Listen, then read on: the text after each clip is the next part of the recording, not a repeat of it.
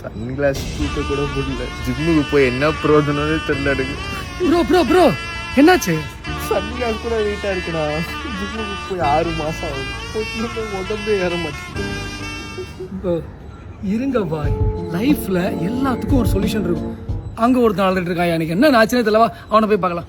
அடாடா இங்க என்னடா பிரச்சனை? செமஸ்டர்ல 8 எக்ஸாம்னா, சரி 8 எக்ஸாம்லயும் ஃபெயில் அரியர்.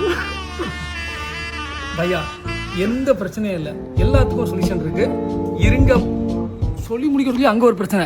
இருங்க பாய், அங்கேயும் ஒரு பிரச்சனை இருக்கு. அதை பார்த்துட்டு வந்து உங்களை பாக்குறேன், சரியா? நீங்க வரைக்கும் ஆழ்ந்துக்கிட்டே இருங்களேன். என்ன ஆச்சுன்னு தெரியல.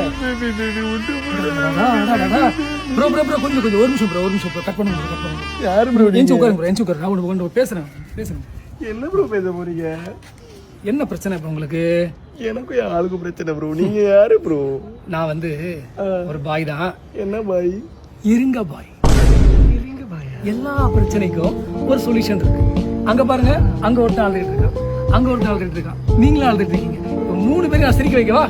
யாரு லைன்ல இருக்கா பாய்? இருங்க பாய். பாய் ஜிம்முக்கு டைம் ஆகுது பாய், சீக்கிரமா சொல்லுங்க. படிக்கணும் பாய். இருங்க பாய், எக்ஸாம் படிக்கணும் பாய். இருங்க பாய். என்னடா அவன் எல்லாருக்கும் இருங்க பாய் சொல்றான் பாருங்களா? வேற ஒண்ணும் இல்லைங்க, லைஃப்ல எல்லாத்துக்கும் ஒரு டைம் இருக்கு. So we have to wait. அதனால தான் நம்ம தலை ஆச்சு குட் பேட் ஆக்லில இருங்க பாய்னு சொல்லியிருக்காரு. நம்ம எல்லாரும் சேர்ந்து இருங்க பாய் சொல்லலாமா? ஓகே, ரொம்ப யோசிக்காதீங்க. இருங்க பாய். 10 கிலோ கறி கொண்டு வாப்பா.